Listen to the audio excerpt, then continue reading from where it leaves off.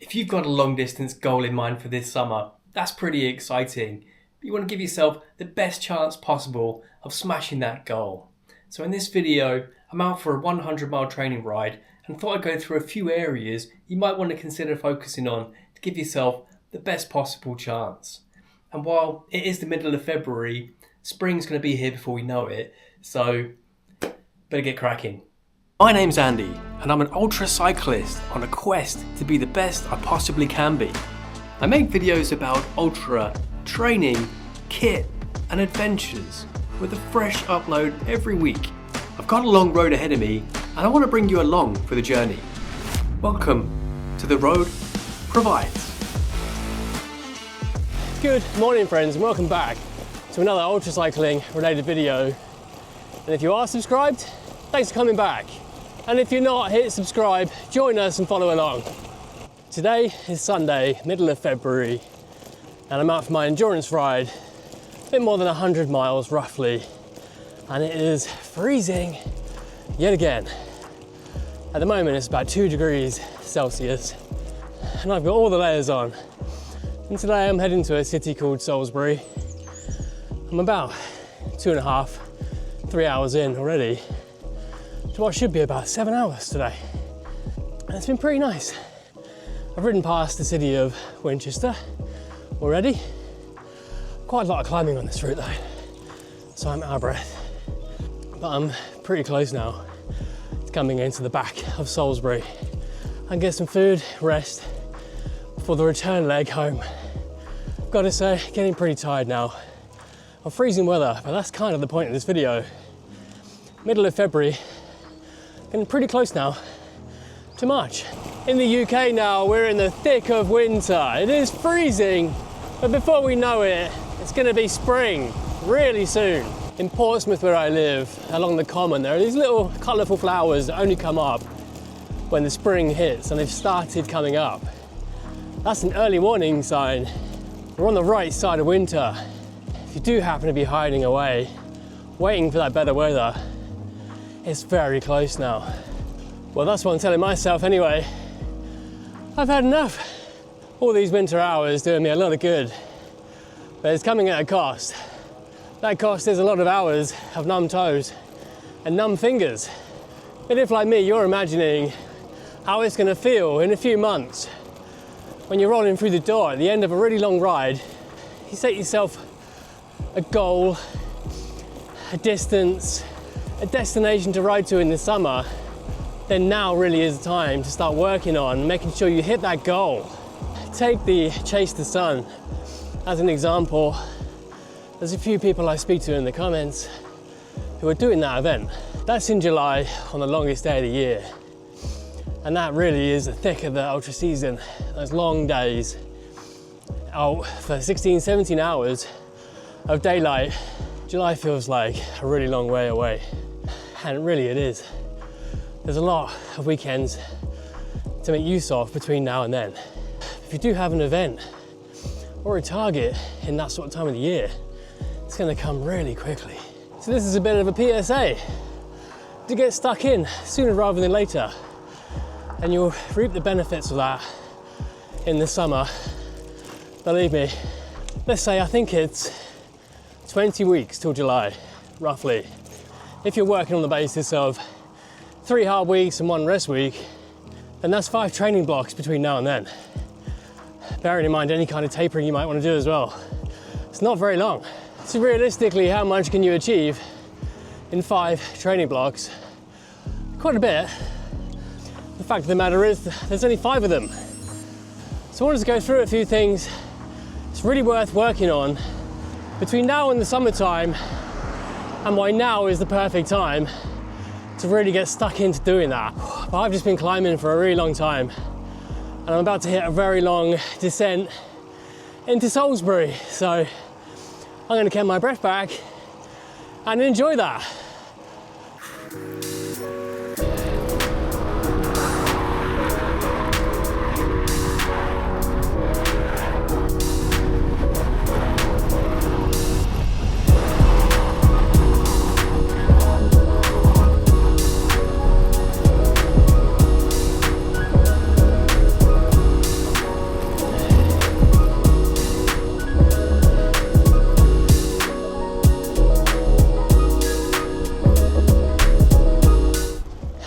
Salisbury ticked off, and I'm on my way home now via a little bit of the New Forest, which never disappoints. But man, this might be a short video because I stopped for some food in Salisbury. Couldn't warm up while I was sat eating for some reason.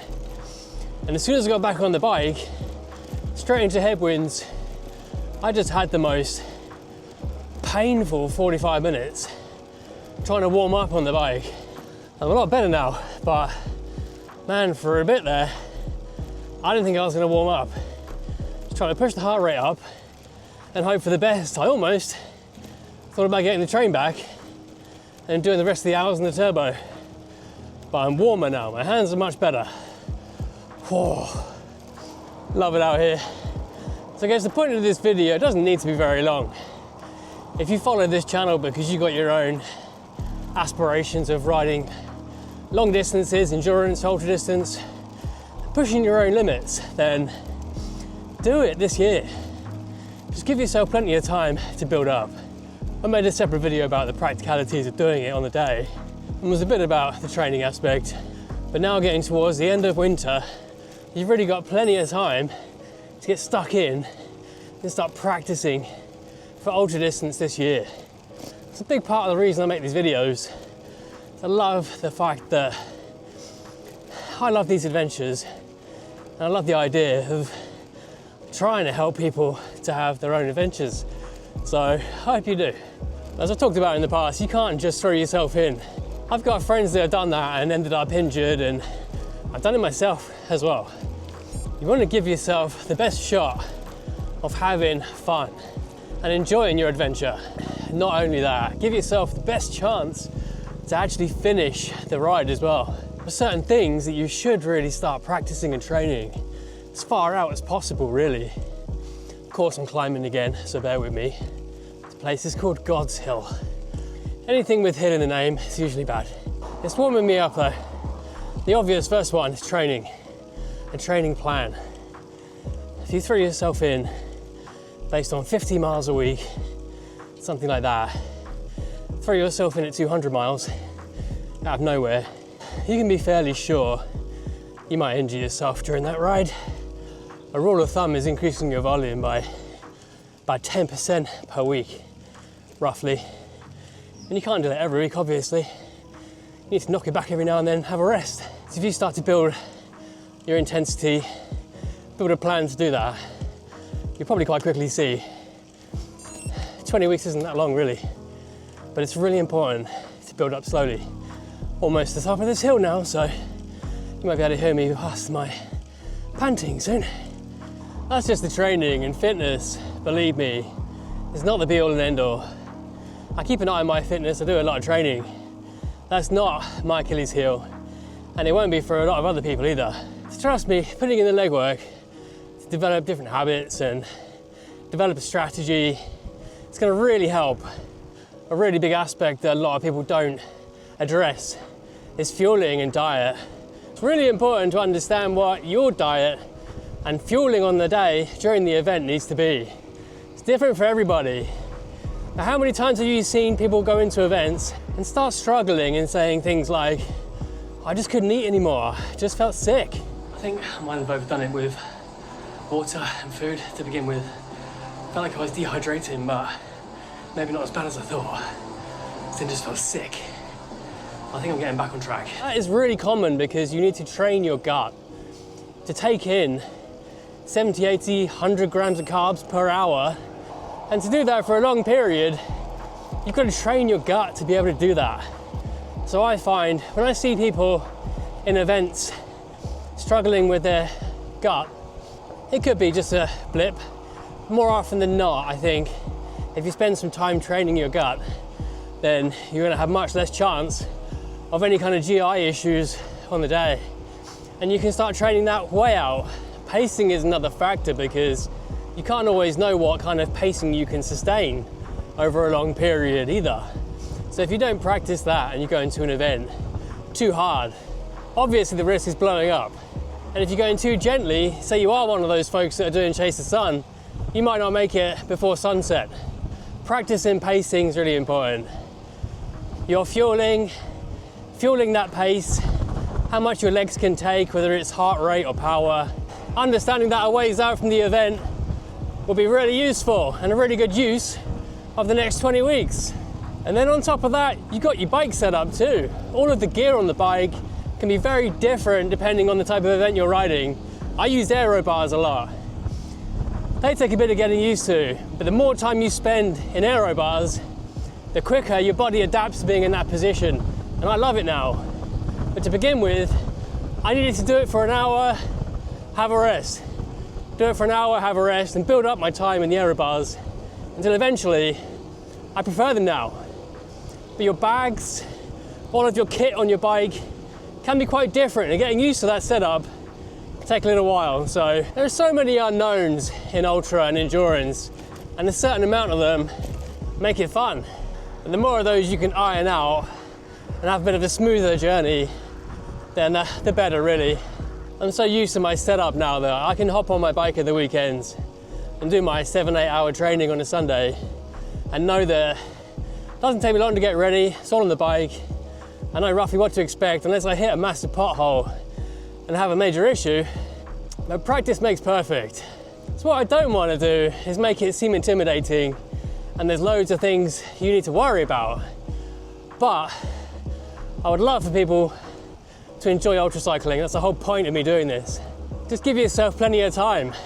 I keep using Chase the Sun as an example, but it's a good one because quite a few people in the UK are doing that. If you don't know what it is, it's a ride from coast to coast, a couple hundred miles across the UK, and you've got to do it from sunrise to sunset. So if you are doing that and you're going to be in a group of people, then when you get to that event, people will start complaining, believe me. My knee hurts. I can't eat, I feel sick. And if you get towards the latter parts of that event, you could be the one who's pulling everyone along and encouraging everyone to get to the end. But it does just mean starting nice and early in the cold, dark, winter, spring months. But maybe you've already got an event planned. If you have, let me know what you're doing, because I'm building a bit of a list of events I'd like to do one day, and I'm quite keen to see what you're all up to. But if you do have another event, then give it plenty of time to lead into the event. Man, the reason I came this way, the forecast was for a westerly wind behind me all the way home, and it's quite elevated up here. I think this microphone's pretty good. I'm shouting because it's windy. I'm guessing you probably can't hear the wind very much. The forecast was wrong. Looks like I got a headwind all the way home. Absolute muppet. At least I managed to warm up. I love talking to the camera while I'm out on these rides, but man, it is a challenge in the winter. At least somehow my hands have gone from being incredibly painful to sweating. So I don't think I'll be stopping anytime soon. One thing I really love about this sport, I don't think you need a lot of genetic talents to do it. You can learn. It just takes a bit of dedication and doing all the work in advance. To be honest, I like to think that anyone can do this, absolutely anybody. That's why I try to view things. If someone else is capable of something, why can't I do the same if I just try to understand it? So I'm sure if you're watching this, you subscribed recently and you've got ideas of doing your own ultra distance riding, there's no reason why you can't do it. And message me if you need any help, I'll try and come back to you.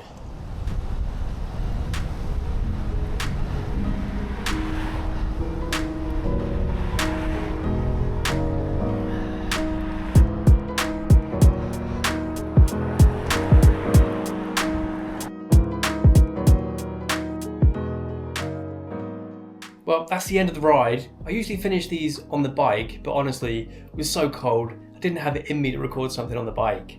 And I think these rides are useful. Some people will say, stay indoors, why go through that amount of cold?